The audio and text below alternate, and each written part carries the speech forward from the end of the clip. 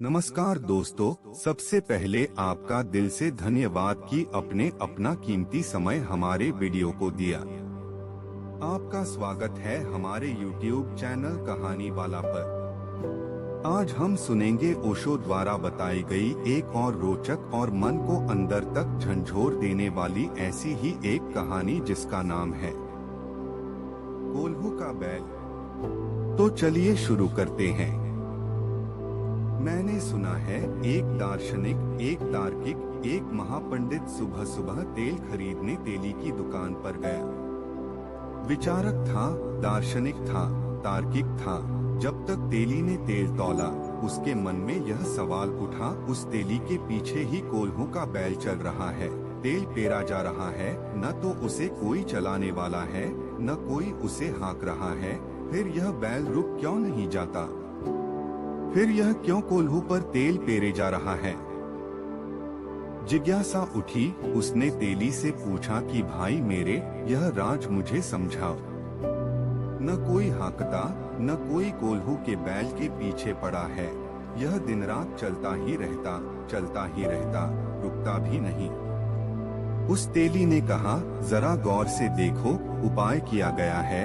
उसकी आंख पर पट्टियां बंधी हैं, जैसे तांगे में चलने वाले घोड़े की आंख पर पट्टियां बांध देते हैं ताकि उसे सिर्फ सामने दिखाई पड़े। इधर उधर दिखाई पड़े तो झंझट हो। रास्ते के किनारे घास उगा है तो वह घास की तरफ जाने लगे। इस रास्ते की तरफ नदी की धार बह रही है तो वह पानी पीने जाने लगे। उसे कहीं कुछ नहीं दिखाई पड़ता, उसे सिर्फ सामने रास्ता दिखाई पड़ता है। कोल्हू के बैल की आंख पर पट्टियां बांधी हुई हैं, उस तेली ने कहा। विचारक तो विचारक, उसने कहा, वह तो मैंने देखा कि उसकी वजह से उसे पता नहीं चलता कि गोल गोल घूम रहा है। ऐसे ही आदमी की आंख पर पट्टियां हैं, संस्कारों की, सभ्यताओं की, संप्रदायों की, सिद्धांतों की, शास्त्रों की। बचपन से ही हम पट्टियां बांधनी शुरू कर देते हैं। हमारी शिक्षा और कुछ भी नहीं है, आंखों पर पट्टियां बांधने का उपाय है। महत्वाकांक्षा की पट्टियां, कुछ होकर मरना, जैसे कोई कभी कुछ होकर यहाँ मरा है। प्रधानमंत्री बनकर मरना, जैसे कि प्रधानमंत्री बनकर मरोगे तो मौत कुछ तुम्हारे साथ भिन्न व्यवहार करेगी कि फिर तुम्हारी मिट्टी मिट्टी में नहीं गिरेगी और सोना हो जाएगी। कुछ धन छोड़कर मरना, जैसे धन छोड़कर मरने वाला किसी स्वर्ग में प्रवेश कर जाएगा। कुछ करके नाम कमाकर मरना, तुम ही मर गए, तुम्हारा नाम कितनी देर टिकेगा? कितने लोग आए और कितने लोग गए, क्या नाम टिकता है, किसका नाम टिकता है? सब पूछ जाते हैं। समय की रेत पर पड़े हुए चरण चिन्ह कितनी देर तक बने रहेंगे? हवा के झोंके आएंगे और पूछ जाएंगे, और हवा के झोंके न भी आए तो दूसरे लोग भी इसी रेत पर चलेंगे। उनके पैरों के चिन्ह कहाँ बनेंगे? अगर तुम्हारे चिन्ह बने रहे तो बड़े से बड़े नामवर लोग होते हैं और मिटते चले जाते हैं और उनके नाम भूलते चले जाते हैं। सब धूल में समा जाते हैं। इतिहास के पन्नों में कहीं कहीं पाठ टिप्पणियों में छोटी मोटी जगह नाम छूट जाएगा, मगर उसका भी क्या मूल्य है? इतिहास की किताबें भी खो जाती हैं, जल जाती हैं, जला दी जाती हैं। आदमी कितनी सदियों से जी रहा है, इतिहास तो हमारे पास केवल 2000 साल का है। और जैसे जैसे इतिहास लंबा होता जाएगा, पुराना इतिहास छोटा होता जाएगा, क्योंकि नए को याद करें कि पुराने को। इसका क्या मूल्य है? अनंत काल में इसका क्या मूल्य है? मगर आंख पर पट्टियां बांध देते हैं। प्रथम होकर बताना, छोटे बच्चे को कहते हैं। जहर डालते हैं उसमें, राजनीति भरते हैं उसके प्राणों में। उस विचारक ने कहा, पट्टियां तो मुझे दिखाई पड़ती हैं, ठीक वैसे ही जैसे हर आदमी की आंख पर पट्टियां बंधी हैं। मगर फिर भी मैं यह पूछता हूँ कि पट्टियां तो बंधी हैं, कोई हाँक तो नहीं रहा है, यह चलता क्यों है, रुक क्यों नहीं जाता? और तेरी तो पीठ है इसकी तरफ। उसने कहा, जरा गौर से देखो, मैंने इसके गले में एक घंटी बांध दी है। जब तक इसकी घंटी बजती रहती है, मैं समझता हूँ कि बैल चल रहा है। जैसे ही इसकी घंटी बजना रुकती है, उछलकर मैं जाकर इसको हाँक देता हूँ। इसको कभी पता नहीं चल पाता कि हाँकने वाला पीछे है कि नहीं। इधर घंटी रुकी और मैंने हाँका। यह कोड़ा देखते हो बगल में रखा है, यहीं बैठे बैठे फटकार देता हूँ तो भी यह चल पड़ता है। विचारक तो विचारक, उसने कहा, यह भी मैं समझा। घंटी भी सुनाई पड़ रही है मुझे, यह भी तूने खूब तरकीब की।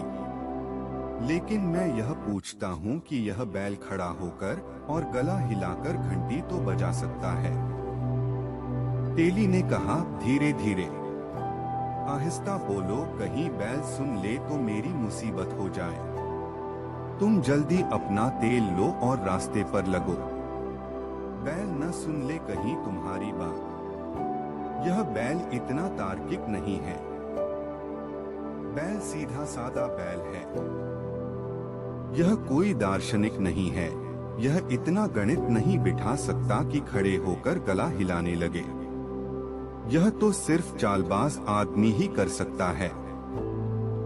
साधारण आदमी तो कोल्हू का बैल है, चलता जाता है। उसकी आंखों पर पट्टियां बंधी हैं। उसे ठीक ठीक दिखाई नहीं पड़ता कि गोल घेरे में चल रहा है, नहीं तो रुक जाए। तुम वही करते हो सुबह रोज, वही दोपहर, वही सांझ, वही रात, जो तुम सदा करते रहे हो। तुम्हें कभी ख्याल में आया कि तुम एक वर्तुल में घूम रहे हो? वही क्रोध, वही काम, वही लोभ, वही मोह, वही अहंकार। तुम्हारे सुख और तुम्हारे दुख सब पुराने हैं। वही तो तुम कितनी बार कर चुके हो और उन्हीं की तुम फिर मांग करते हो। फिर तुम गोल वर्तुल में घूम रहे हो और सोचते हो तुम्हारी जिंदगी यात्रा है। जरा एक वर्ष का अपना हिसाब तो लगाओ, जरा डायरी तो लिखनी शुरू करो कि मैं रोज रोज क्या करता हूँ। और 4-6 महीने में तुम खुद ही चकित हो जाओगे। यह जिंदगी तो कोल्हू के बैल की जिंदगी है। यह तो मैं रोज ही रोज करता हूँ। वही झगड़ा, वही फसाद, फिर वही दोस्ती, फिर वही दुश्मनी। तुम्हारे संबंध, तुम्हारा जीवन, तुम्हारे रंगढंग सब वर्तुलाकार हैं। इसलिए तुम्हारी जिंदगी में कोई निष्कर्ष आने वाला नहीं है।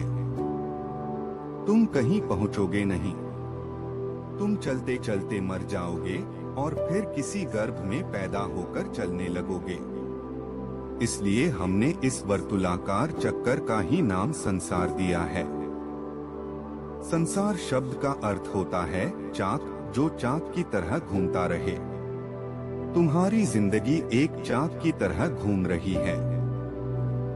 इसलिए ज्ञानी पूछते हैं, इस आवागन से छुटकारा कैसे हो? इस चाक से हमारा छुटकारा कैसे हो? यह जो संसार का चक्र है, जिसमें हम उलझ गए हैं, इसको हम कैसे छोड़े? कठिनाई तो तब शुरू होती है जब तुम्हारी जिंदगी में थोड़ी सी झलक मिलती है राह की। आंख तुम्हारी थोड़ी सी खुलती है, तुम्हारी पट्टी थोड़ी सी सरकती है, आंख पर बंधी तुम में थोड़ा होश आता है। क्योंकि तुम्हारे गले में भी घंटियां बंधी हैं और घंटियां बजती रहती हैं। अगर आपको इस कहानी से कोई भी सीख मिली हो तो कमेंट बॉक्स में जरूर बताएं और ऐसे ही अच्छी अच्छी कहानियां सुनने के लिए हमारे चैनल को जरूर सब्सक्राइब करें। धन्यवाद। आपका दिन शुभ हो।